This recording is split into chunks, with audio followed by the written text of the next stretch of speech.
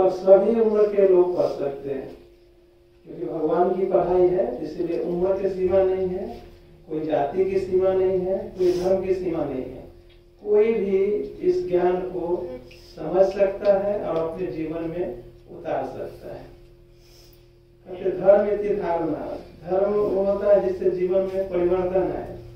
तो इस जो ये विद्यालय का स्थापना भी 1936 में स्वयं परमपिता परमात्मा के द्वारा हुआ था, और ये आज 145 से अधिक देशों में ये सेवाएं दे रही है।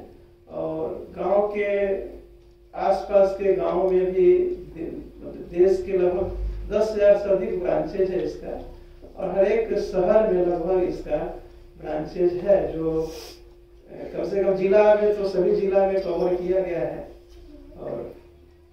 और सभी जगह मानव मूल्यों के उत्थान की बातें हम लोग करते हैं कि जो देश हमारा सोने की चिड़िया थी, जहाँ देवी देवताओं का राज्य था, आज वो सारा कैसे विलुप्त हो गया। आज सिर्फ मंदिर में चित्र के हिसाब से, मूर्ति के हिसाब से रह गया। यही देवी देवता का ही देश है ना अपना। सभी लोग तो जानते हैं कि हमारा पूर्वज कौन था, देवी देवता था, तभी तो आज हमारे घर में उनका फोटो होता है, हम उनको याद करते हैं, उनके गुणगान करते हैं। तो भगवान जब धरा पाकर ज्ञान को समझाया तो मानव जीवन का लक्ष्य बताया कि मानव जीवन का सबसे श्रेष्ठ लक्ष्य है, ध्यान दीजिएगा इस चित्र के तरफ, सबसे श्रेष्ठ लक्ष्य क्या है? मानव में देवत्व की प्राप्ति हो, और देवत्व की जब प्राप्ति होगी तो उस राज्य को कहा जाता है सतयुग, स्वर्णिम युग, स्वर्णिम युग दुनिया। उसी को मुसलमान धर्म में कहते हैं जन्नत, जहाँ पर एक धर्म, एक जाति, एक कुल, एक भाषा होगी, सभी पशु पक्षी भी हिलमिल कर रहेंगे, कोई भी ऐसा दुख का नामो निशान नहीं होगा। वैसा दुनिया भगवान बनाना चाहते हैं, तो उसमें सबका सहयोग चाहिए। इसीलिए आप लोग के पास भी आए हैं कि आपका भी एक सहयोग की उंगली चाहिए उस दुनिया को बनाने में, कि जो उसको जितना धारण करेगा उतना उच्च पद पाएगा, तो हमारी दुनिया स्वर्ग बन जाएगी। तो ऐसा लक्ष्य भगवान ने दिया, और उसके लिए बताया, सबसे पहला अध्याय बताया कि आप वास्तव में शरीर नहीं हो, एक आत्मा हो। इस शरीर में नाम रूप सब कुछ होता है,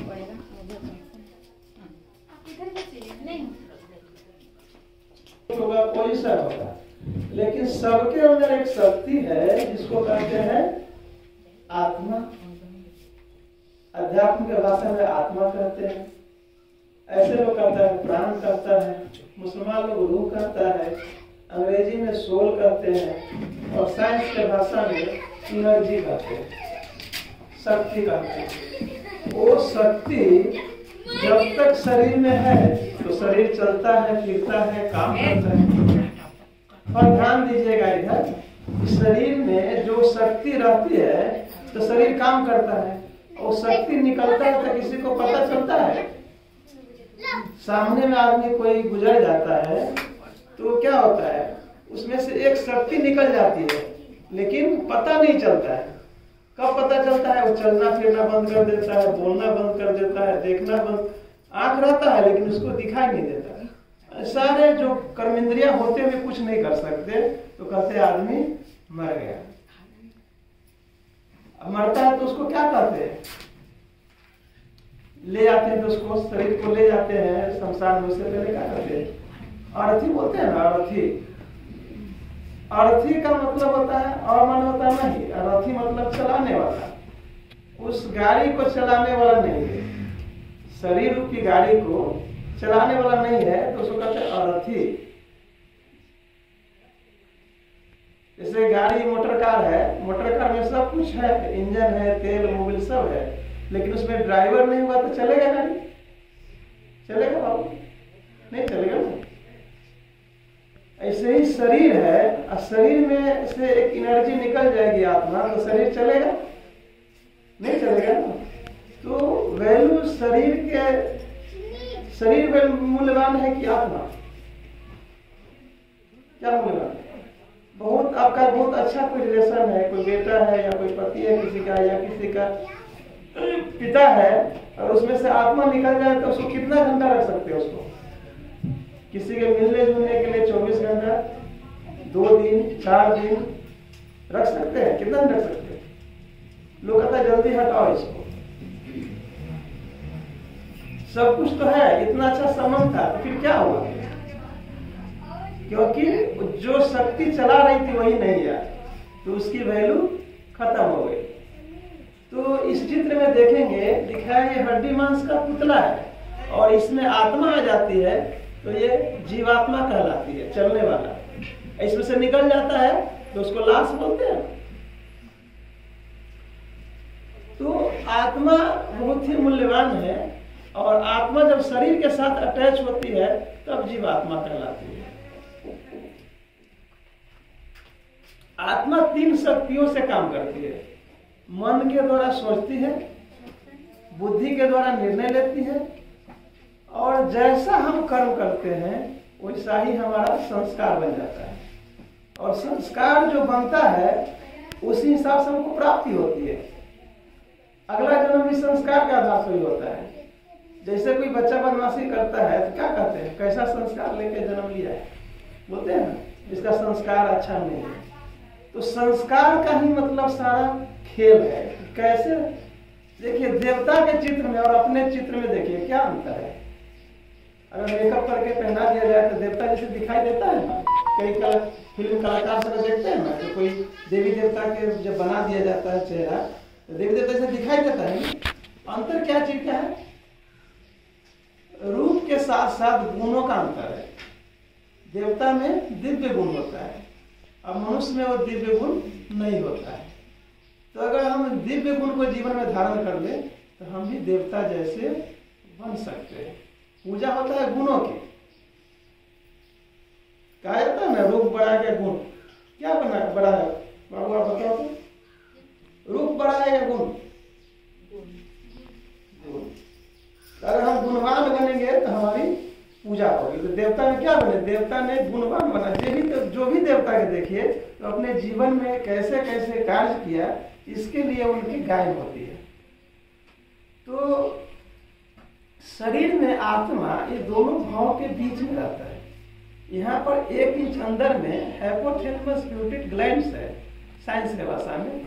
यहाँ से 1 इंच अंदर में वो आत्मा एकदम लाइट, जो आप रात में तारे देखते हैं या जुगनू देखते हैं वैसा ही चमकता रहता है, लेकिन हम इसको अनुभव कर सकते हैं। इन आंखों से हम नहीं देख सकते हैं। आत्मा छोटी सी है, दिखाई भी नहीं देता। जब कोई मरता है निकलता है तो दिखाई देता है किसी ने देखा अभी तक? साइंस वालों ने भी कोशिश किया, शीशे में बंद कर दिया, शीशा टूट गया, लेकिन आत्मा दिखाई नहीं दिया। तो आत्मा इतनी सूक्ष्म है, लेकिन उसमें पावर इतना है। ये पूरे कोई 5 किलो का है, कोई 50 किलो का है, सुमो परमाणु 400 किलो का है, सबका शरीर को चलाने वाला वही छोटी सी आत्मा है। तो आत्मा बहुत पावरफुल होती है, जो भ्रिकुटी के बीच में रहती है। ये जगह का नाम भ्रिकुटी है। भ्रिकुटी मतलब होता है डी माने आत्मा, कोटि मतलब घर। आत्मा यहाँ पे रहती है, इसीलिए हम चंदन कहाँ लगाते हैं? यहाँ लगाते हैं। और माता मैंने बिंदी कहाँ लगाती है? ये भी क्यों लगाती है? यहाँ क्यों नहीं लगाती? इधर क्यों नहीं लगाती है? क्योंकि ये आत्मा का याद दिलाता है। आत्मा को बिंदी भी दूसरा नाम है। तो आत्मा को ऐसे बिंदी के रूप में हम याद करते हैं कि जिसको देखे ना तो आत्मा दिखाई दे, न कि इसीलिए आजकल भी प्रथा है ना, कहते तिलक लगाना चाहिए। चंदन लगाने से क्या होता है? चंदन शीतलंग लेपनम, चंदनादि चंद्रमा कहा जाता है कि चंदन में शीतलता होती है। तिलक लगाते हैं तो तिलक से आत्मा का बोध होता है, इसे हम उसमें आत्मा के रूप में देखें। किसी के चेहरे पर नजर नहीं आए, उसके अंदर जो हीरा है उस पर नजर आए। ये सांप है, सांप की वैल्यू नहीं है, लेकिन सांप के अंदर जो मन है उसका कितना वैल्यू है। मंदिर कितना भी सुंदर हो, अगर उसमें मूर्ति नहीं हो तो मंदिर कहलाएगा? तो मंदिर के साथ साथ किसकी वैल्यू होगी? मूर्ति की हुई ना। ऐसे ही शरीर में आत्मा की वैल्यू है। तो आत्मा में मन बुद्धि संस्कार होता है। तो मन को कैसे हम सुधारेंगे कि मेरा मन अमन बन जाए, मेरे मन में भगवान की जो बातें हैं वो ठहरने लगे बुद्धि में। और जैसा मन अलग अलग विचारे तो बहुत तरह के आएंगे, लेकिन बुद्धि कंट्रोल कर देता है उसको। बुद्धि इसको पकड़ता है, ये बात सही नहीं है, इसको ठीक करे, इसको सही करे, इसको ये करे। जैसे मन में देखिए तरह तरह के विचार, कोई बच्चा पढ़ने वाला है तो कभी कभी आप लोग को मन में आता है ना, आज रेस्ट करते हैं, नहीं पढ़ाई करेंगे, होता है मन में। लेकिन बुद्धि क्या कहता है, अगर पढ़ाई नहीं करेंगे तो परीक्षा में फेल हो जाएंगे। तो फिर क्या करते हैं, हम पढ़ाई करते हैं। तो पढ़ाई किए, जो कर्म किए, क्या हो गया, हमारा संस्कार हो गया। हमारा अच्छा संस्कार हुआ कि खराब। अगर मन में विचार आया नहीं पढ़ाई करते हैं, देख लेंगे परीक्षा के टाइम आएगा तो पढ़ लेंगे, और परीक्षा के टाइम आते आते पढ़ाई नहीं होती है, तो खराब संस्कार हुआ ना।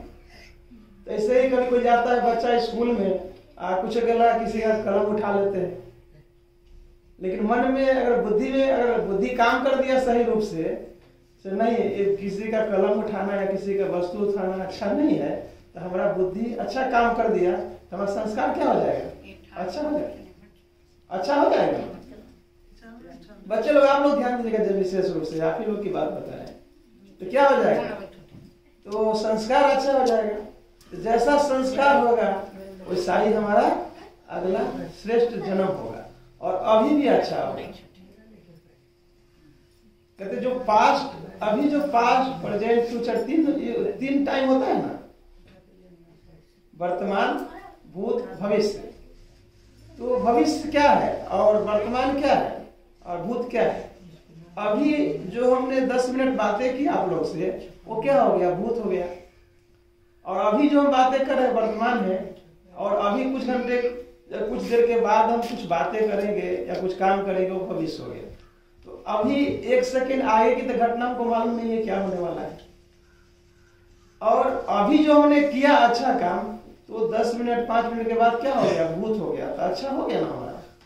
अभी हमारा 10 मिनट जो बीता अच्छा बीता कि खराब, अच्छा बीता ना।